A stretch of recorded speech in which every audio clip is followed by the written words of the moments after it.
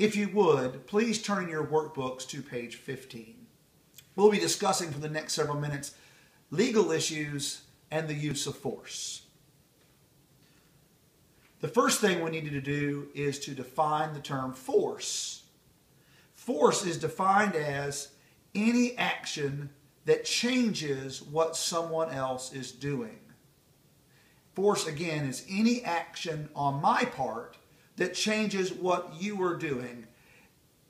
That is considered to be a use of force. I'll give some examples later and it'll become much more clear, but for now, again, force is any action that changes what someone else is doing. Anytime you use force, you must first be reasonable in the use of that force. Second, you must be minimal in the use of that force. Again, reasonable and minimal. And we'll see those two words pop up over and over again throughout this lecture, reasonable and minimal. So, what is reasonable? Reasonable is considered to be what any other sane, ordinary person would do in the same circumstance. What any normal human being would do in the same circumstance is considered to be reasonable. If you were to take a poll of 100 normal, everyday Americans and ask them what would they have done in the same circumstance, if they agree with you, then your actions are considered to be reasonable. Now, what is minimal? Minimal is the least amount of force necessary. Now, note that I did not say the least amount of force available to you, but instead, minimal means the least amount of force necessary to obtain the goal. And the goal is to get home safely. So whatever the least amount of force is that will get you home safely is considered to be minimal. If you look at your workbook, you'll also see a chart. The chart is of a stair step. This is the force continuum. The lowest form of force is presence. Presence, or just merely being there, is a way to use force on someone. And I'll give you an example. Two grown men are fighting in the parking lot at Kroger. When a fully marked police car pulls up, if they see him pull up, those men most likely will stop fighting. Simply his presence changed what they were doing. He didn't have to hit anyone or shoot anyone or pepper spray anyone, but instead he just showed up, and that changed what they were doing. That's how presence is a use of force. The next one up is verbal commands, telling someone what to do or telling someone what you are going to do is a use of force. Now, you have to be mindful that just because someone tells you what they're going to do to you does not mean you get to act violently. For instance, a man tells you that he's going to physically assault you, and when he comes around the corner, he's in a wheelchair. Now, is it reasonable to believe the man in the wheelchair has the ability to physically assault you? Of course not. So therefore, you have to be reasonable in your use of force. However, a fully grown man tells you he intends to assault you, and you believe him. It's reasonable for you to believe him when he tells you he's going to assault you. Then you can use force to stop him. The next level of force up is called OC. And OC is a term also known as pepper spray. Now, I'm a big proponent of pepper spray. And I firmly believe that if you're going to carry pepper spray, then you need to have good, solid training on how to use it. But pepper spray fits a nice niche in between verbal commands and our next one, hard hands, also known as fist fighting. When two grown men are fist fighting and there's no one to pull them apart, there'll be a lot of broken bones, knocked out teeth, broken eye sockets, ripped off ears. Lots of bad things can happen when two grown men are fighting and no one's there to pull them apart. Now, The reason why pepper spray is lower on the force continuum than fist fighting is that no one has ever been permanently nor seriously injured through the use of pepper spray, where lots and lots of people have been seriously and permanently injured through fist fighting. So I will say it is in your best interest to carry pepper spray, especially if you plan to carry a deadly weapon such as a firearm. Again, if you intend to carry a deadly weapon, it is highly prudent to carry pepper spray. The highest form of force is deadly force. And that's primarily what we'll talk about for the rest of the day is deadly force. But know this, that you can never use a higher level of force than your attacker. If your attacker is standing around looking menacing, then you are allowed to look at him menacingly as well. If your attacker calls you ugly names or says ugly things about your mother, then you can do the same. You can use verbal commands to try to persuade him. If your attacker comes to you with hands or feet or teeth or elbows, you are allowed to repel him by the same means, or better yet, by pepper spray, which is lower on the force continuum but more effective than hands and feet and teeth and elbows. And finally, deadly force. And deadly force is defined as any type or degree of force that might be reasonably expected to cause death or serious bodily injury. And we'll come back to that in just a second. But know this, if your attacker is standing around looking menacingly at you, you can do the same. If he is giving you verbal commands, you can do the same. If he comes at you with hands or feet, then you can do the same. There is one exception to this, and it's called disparity of force. And we will talk about disparity of force in a few minutes. But from here on out, we will talk about deadly force, because anytime there is a pistol present, a firearm of any type present, then deadly force is automatically warranted. And to say it one more time, deadly force is any type or degree of force that can reasonably be expected to cause death or serious bodily injury. Now, you don't have to have a medical degree from Duke to understand death. You understand the concept. But what is serious bodily injury? Serious bodily injury would include things like large, bleeding, painful wounds. Not a nick or a scrape, but instead your belly being eviscerated. Large, major, broken bones. Not your pinky, but your femur or your humerus. Other examples of deadly force or serious bodily injury would be anything that would cause unconsciousness or lengthy hospital stay. The loss of the use of a limb or an organ are all considered deadly force. Let me give you some other examples of deadly force. Again, shooting someone is always deadly force. Striking someone in the head or the neck. Deliberately running someone over with a car. Choking or strangling, or cutting or stabbing someone with an edged weapon. Now, this next part you may not like, but it's the law in this state and almost every other state in the Union. And I want you to emblazon this in your mind. Deadly force is never justifiable in the defense of property. Not ever. In other words, there's nothing that anyone has ever made or bought at a store that's worth killing a man over. And I believe that. I believe that wholeheartedly. There's nothing, no TV, no stereo, no computer, no car ever been built that was worth taking another man's life over. But I equally believe the other side of that coin. That there's no TV, no stereo, no car, no computer ever built that's worth giving your life up for.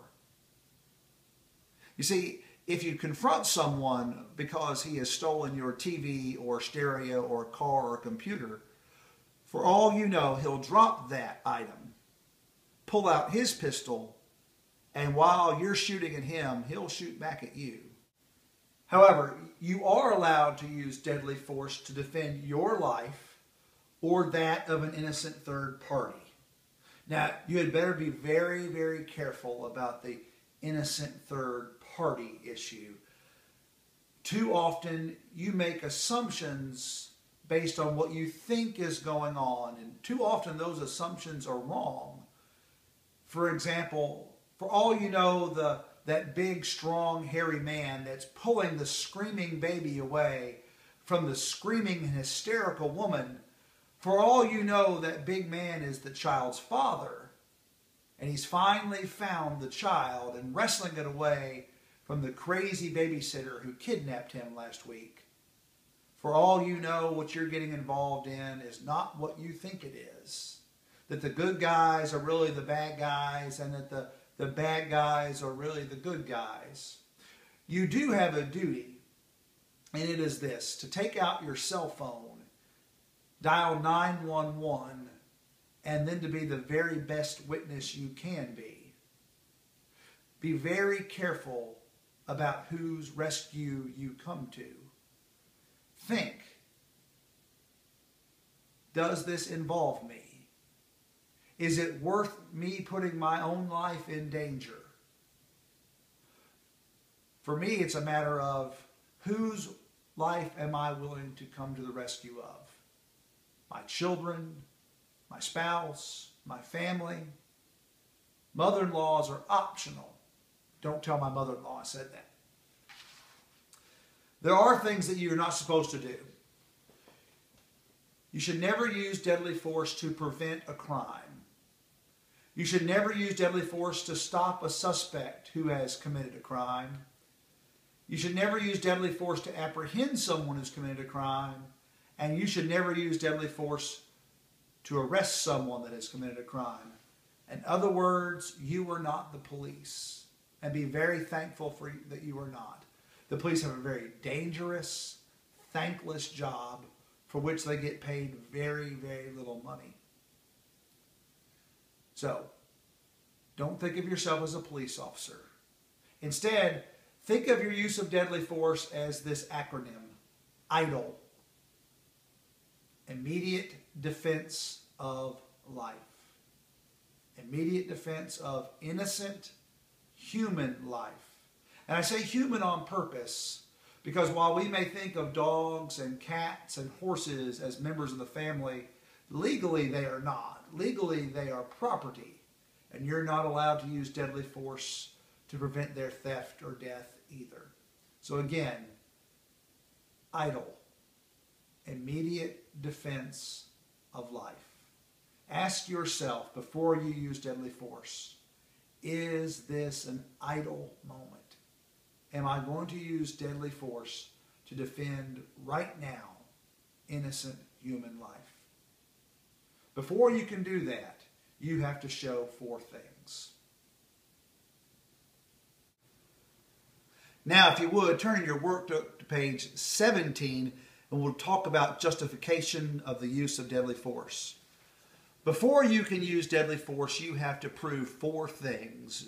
Do not worry about it. They are fairly simple and highly intuitive. The first thing you have to be able to prove is the ability.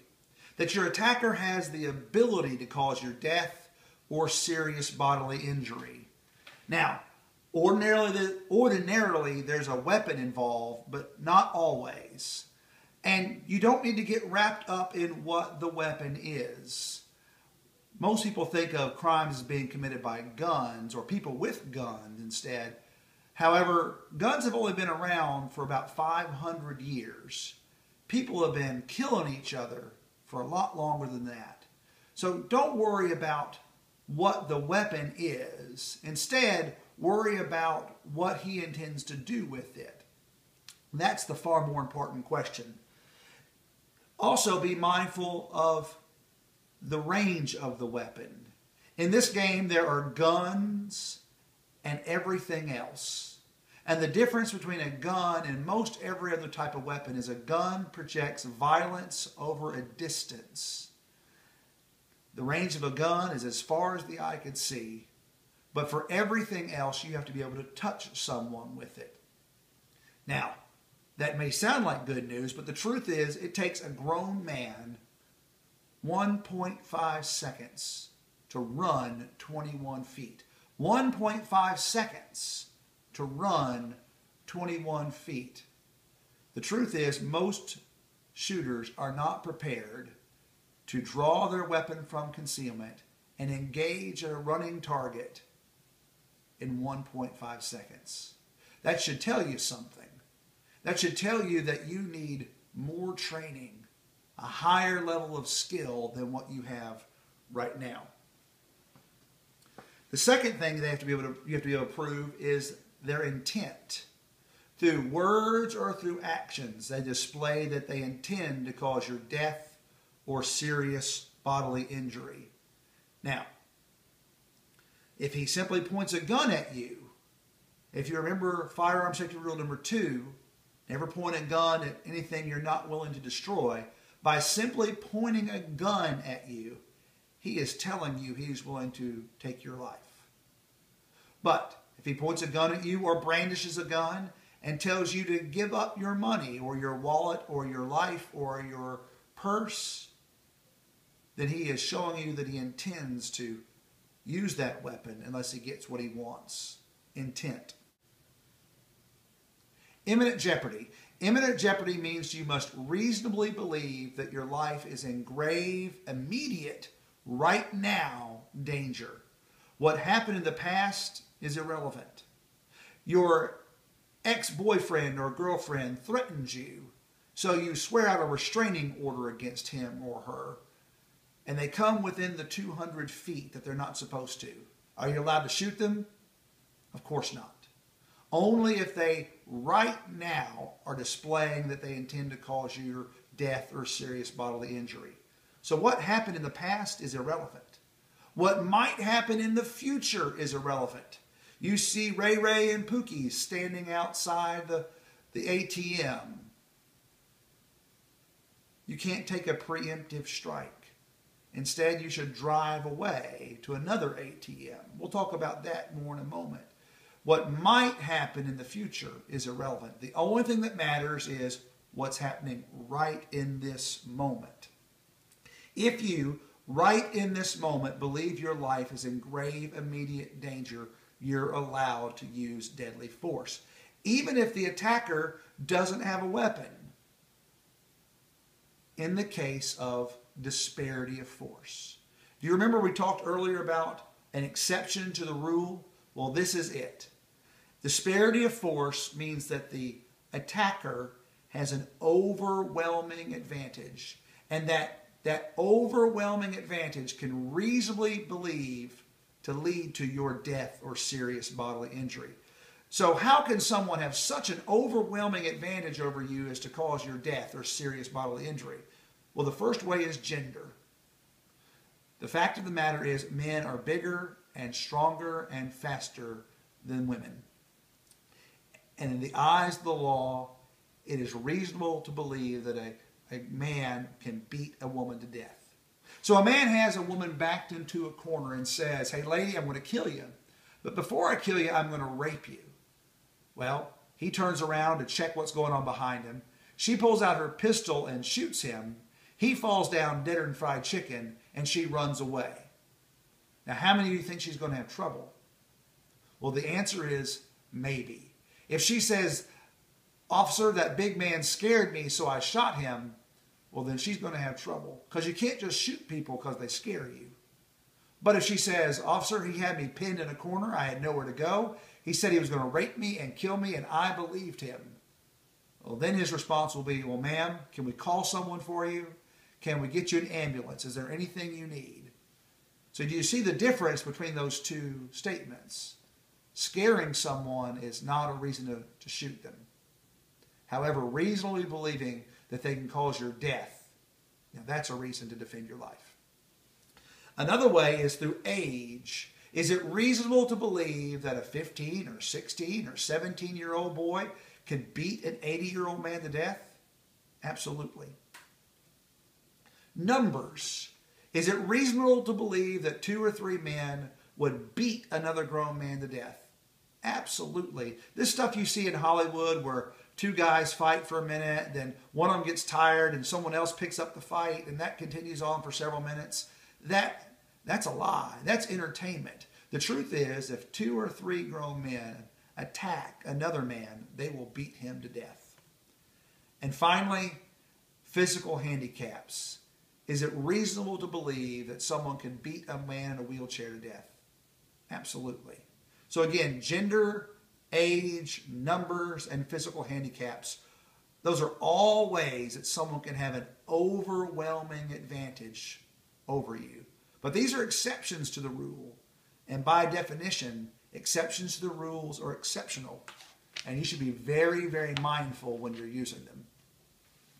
Finally, the last thing you have to prove before using deadly force is preclusion. And preclusion is a fancy term that means you have no acceptable alternative. And by acceptable, I mean that no harm comes to you or to your loved ones. If you can walk away without getting into the fight, what should you do? Most absolutely, you should walk away. But if you have to stand and fight, and by goodness, win. But if you can walk away, find a way to walk away. But if not, stand and win. What do you do in your home if you're attacked in your home? While you're there, in your home, you take all that we just talked about and throw it out the window. If you're in your occupied domicile, where you live while you're there, you don't have to prove much of anything. Now, if you're in your garage, that's different because you don't live in your garage. If you're in your shop or in your yard, you don't live in your shop or your yard. So the same rules apply of ability, intent, imminent jeopardy, and preclusion. But if you're in your home, you have the right to defend yourself absolutely. See, the assumption in the law is that if someone breaks into your home while you're there, he's not there to steal your TV or your stereo. And instead, he is there to cause physical harm to you. And you have the right to defend yourself in that moment.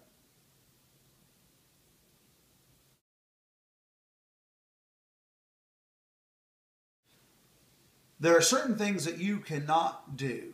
We call them restrictions in the use of deadly force.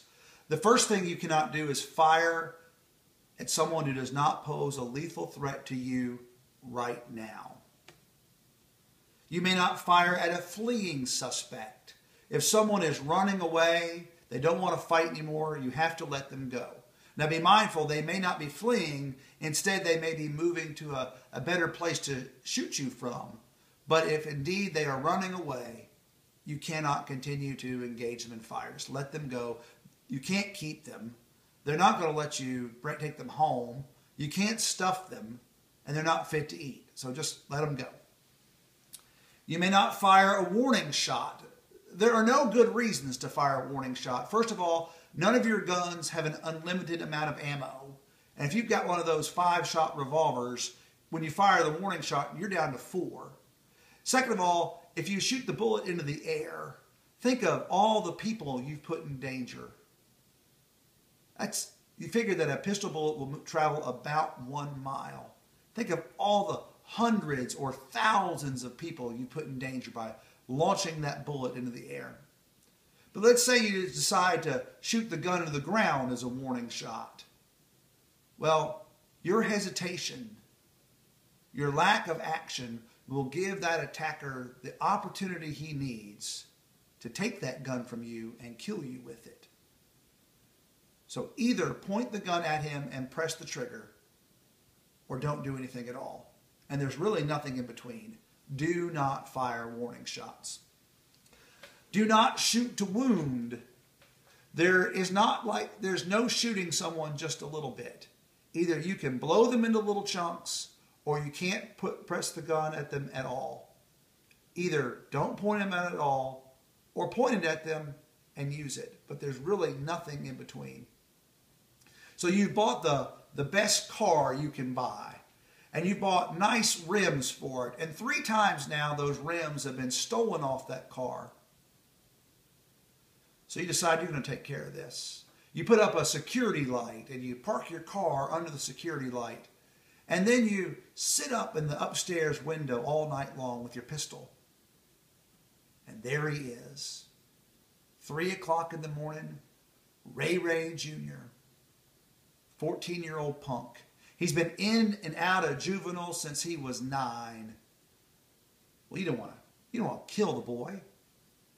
But instead, you just wing him. So you take your pistol and you line up the sights and you put the sight on his knee and bang! The shot goes high and hits that boy in the back of the head. And he's dead before he hits the ground. Eventually, the police will show up. They will take you first to jail and then to court. And at court, you'll meet your attorney, and you might as well hand him the keys to your house, because that's what a good attorney is going to cost you. And that attorney then is going to get everyone who knows you, your friends and your family and your pastor and your deacons, and they're all going to talk about what a wonderful person you are. And then they're going to bring out a psychiatrist who's going to say that the stealing of your rims had driven you temporarily insane. And then all your friends are going to talk about, oh, he would never do that if he was in his right mind. And then they're going to turn all that evidence over to a jury of your peers. And that jury will go into a little small room and discuss your fate. It won't take them too long, because they're going to weigh the life of a child versus some rims. They'll go into a little room and they'll come out and they'll pronounce you guilty, and you will do a good portion of the rest of your life in a small cell with a double bunk, a phenomenally unprivate commode, and a fresh roll of toilet paper every Tuesday, and your roommate. Now, for whatever reason, child killers are way down on the list in the joint. But Bubba says, don't you worry. Head on off to Chow. You're going to love it. And you're going to go down to that cafeteria and choke down what they call food. And when you're gone, Bubba's going to get busy. He's going to go down the Isuzu wagon and buy ding-dongs and Twinkies. Then he's going to go over to the black market and buy cool cigarettes. And all that stuff's expensive in the joint. And then you're going to show up after your, quote, dinner, end quote, and there will be $50 to $80 worth of candy and cigarettes on your bunk. And Bubba looks at you and says, you're cute. And one thing I can promise you that you will not be after 8 to 12 years of a warm, spit-swapping relationship with Bubba is anal retentive. Now you ladies laugh. There she is, Bubette, and she's looking for you. See, her last dance partner got paroled, and she's looking for someone new to fill up her evenings with. And she's sure glad you're here, and you sure smell pretty. Other things you cannot do are fire from a moving vehicle. Remember that your gun won't kill a car. And some guy's driving down your street shooting it up, and you pull your gun out and you shoot him as he's driving down the street. You've just created a 4,000-pound unguided missile looking for someone innocent to kill. Remember, you're responsible both in civil and criminal court for every shot that you fire. And those courts are completely separate and have nothing to do with one another. You can get found innocent at one and guilty in the other. Ask O.J. Simpson about that. I put it on page 18 in the very largest print I can make. It says this: think first, shoot last. There's absolutely nothing subtle about someone trying to rape you or rob you or kill you. It should be apparent to you and everyone else that this person is trying to take my life. If it's not apparent to you, then don't shoot. If it's not apparent to you, don't take your gun out of the holster. If it's not apparent to you, walk away. If in doubt, do not shoot. Thank you.